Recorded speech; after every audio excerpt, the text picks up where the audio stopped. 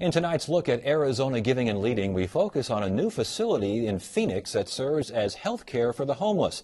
Photographer Scott Olson and producer David Major take us to Circle the City. These guys are lucky. That's a word we don't often use to describe people who are homeless, but in this case, it fits. Alan Schmidt is lucky. He's a 62-year-old diabetic whose life has been a roll of the dice for way too long. Too long.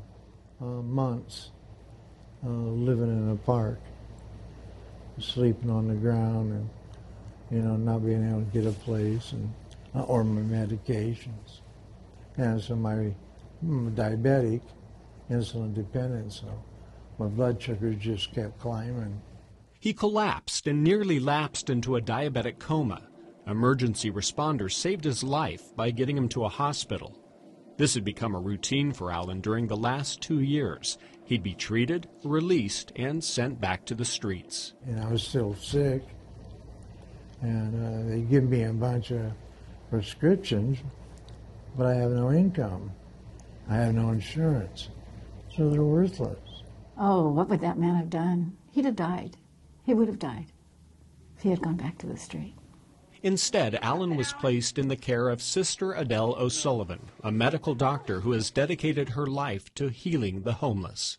Dr. O'Sullivan says the Valley's service providers do a pretty good job providing shelter, health care, and social services to those in need. But the gap in the city is between the hospital and the street. If you're not quite sick enough to be in the hospital, so you don't meet the admission criteria, or you've already met discharge criteria, they say to us, great, you're better, you get to go home. But you're too sick. You're too sick for the shelters, you're too sick for the streets. That's the gap. Where do those people go? There's finally an answer to that question. It's Circle the City, a nonprofit O'Sullivan founded to operate Arizona's first medical respite center for people who are homeless. You can see the last remnants of the construction here. She took us on a tour of the facility days before its grand opening at the end of September 2012. So this is our day room. When this space is put together, it'll be a beautiful kind of a living area. Love to see the art that they're putting on the walls. Hospice of the Valley bought the building and leases it to Circle the City. That's just one example of community support that made this place a reality. The dining room and the kitchen and the day room we just came from were all furnished for us by Thunderbird Charities. Our food's going to come prepared in the beginning from St. Joseph's Hospital down the street, but we'll still need volunteers to serve it. This is years of planning and years of creating relationships. This is all about relationships. And this is a special place for us. This is our chapel. It's an Interfaith Chapel. What we wanted to express is that spirituality is a major element of our lives, of our persons, and of the healing that we want to facilitate for our clients. So we've now moved, if we were recovering in our own homes, we've moved from our living room, dining room, and kitchen to our bedroom area. So this is a men's dorm. It'll be 10 men sleeping in semi-private alcoves. The beds were donated by the Conrad Hilton Fund. The respite center can care for 50 clients. There are 40 beds for men and 10 in a private room for women. We're trying to create the environment we would have if we were able to go to our own homes and recover, that this is what we want to provide for people with no home. This isn't just a thought anymore. This is real, and pictures are going up on walls, and beds are being installed, and it's just a tremendous day of happiness for all of us. And this would be like you're just walking now into your doctor's office. I see something that's going to be different in the future than it was in the past. But just because I've been doing this for 15 years, I see the past too. I see some faces of people that I've taken care of over these years.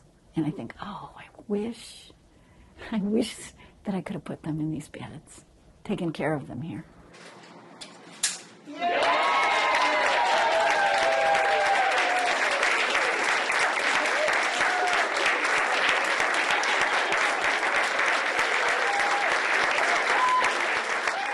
This building is now open for our community.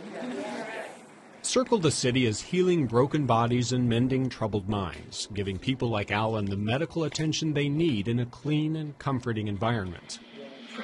It's also helping people put their lives back together by getting them the public benefits they're entitled to, and whenever possible, finding them a home to go to when they leave the facility. They'll find me something, you know, or they'll hang on to me. You know, that's the fear.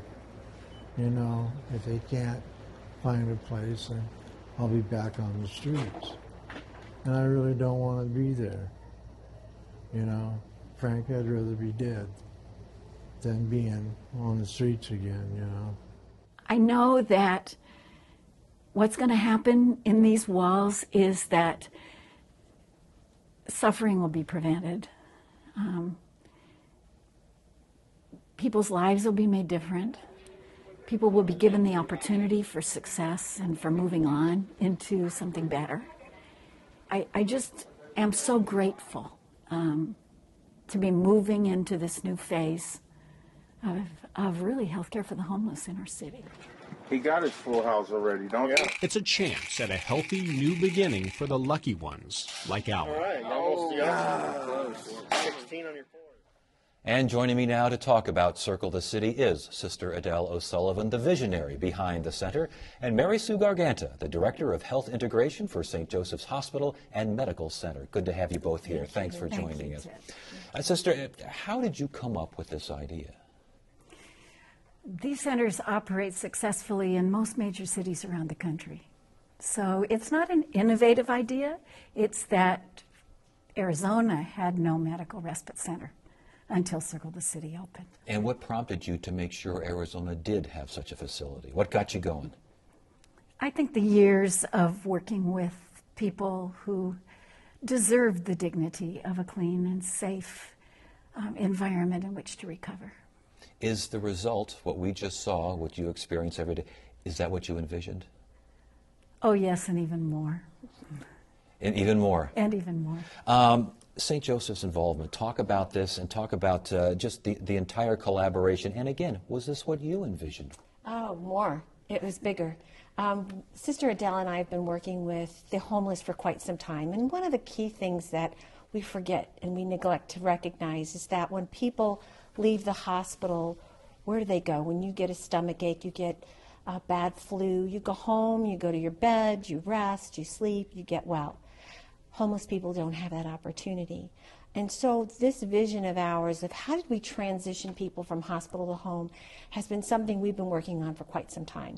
It wasn't adequate what we had. So currently what St. Joseph's was doing was actually paying for people to go into help, a skilled nursing facility or get some kind of home health someplace that they could rest and get well. But it wasn't optimal. It wasn't optimal. So this is what we envisioned and more. This is so much more, so much more. What is the criteria for admission? I mean, define homeless. Is it someone who has absolutely no place to stay, maybe a place to stay they don't want? I mean, how do you get in? Homelessness, really, there's the homelessness we think of, people who live on the streets, in the parks, in the emergency shelters. There's also people who double up with a friend or a family member, and then once illness happens, that friend or family member says, I can't take care of you. Mm-hmm. There are also people who might have a home, but they can't go back. And examples of that would be people that have had major surgery and live in a third floor place with no elevator. Yeah. So it's what we're trying to do is find the people that have nowhere to go and to be sure that this service is available. There are 50 beds, 40 for men and 10 for women, according to what we just heard. How do you decide who to take and who makes that decision? Well, from the healthcare perspective, we try to make sure that the placement's a correct placement because we don't want to send the wrong person to Sister Adele to be taken care of. So we look at the kind of care, that transition, and Sister Adele actually comes into the hospital and makes sure that the criteria fits. And so we come together as a team, a multidisciplinary team at the hospital to decide, is this a Circle the City? Is this skilled nursing? Where do they go? Where's the best place for them to get well? And that's what we decide. Where's the best place for them to get well? And with partners like Sister Adele, we make those decisions together for the best for the patient and for their outcome. Are those difficult decisions? They're difficult. We'd like to take care of everyone. Sure. I think from our perspective, we have some criteria for patient safety. You know, we're not a locked unit. We're not, we can't take certain very acute cases that would require licensed staff 24/7. But there are so many people that what they need is they need that safe place. They need the doctor, they need the nursing care, and 3 meals a day and a clean bed. Yeah. How is Circle the City funded? It's funded through grateful donors. You can actually donate to Circle the City. I do. Hope you will. So you grateful donors, but also the hospitals. The hospitals actually, we at St. Joseph's have purchased 2 beds. So 365 days for 2 people. We can have many people go 365 days, you know, twice, 2 times. And then we have a per diem rate that we also pay. So the hospital literally pays Circle the City to take care of those special patients for us. And it's still obviously less expensive than emergency care and what was done before. Yeah. Well, more importantly, our hope is that we're able to take care of these patients in the right place, in the right space. And I think that's sometimes what you forget. When you go to hospital, you are acutely ill. And some of these things that are taken care of at hospitals, you know, at Circle the City, actually is the right place for them, because you or I would go home and maybe go to an infusion suite to get infused antibiotics because we have a place to go home at night. These people don't have that. So it's the right place, the right kind of care, the right space, and that's the criticalness of this discussion. The other piece that I think is neglected about Circle the City that we haven't discussed is the fact that this space and place, we're trying to surround these individuals what happens after they leave Circle the City. And so we've just entered into a new partnership called Fuse with Corporation for Supportive Housing, with some supportive grant from the St. Luke's Health Initiative and CAS and a variety of host of others to actually move these people into supportive housing. So when they leave Circle the City, they go to their own home. Well, so that's the beauty of this. There's a lot of beauty to this, and continued success. Congratulations on a great effort here, and thank you so much from the community. It's great work, and good to have you here. Thanks for joining us. Thank you for having us.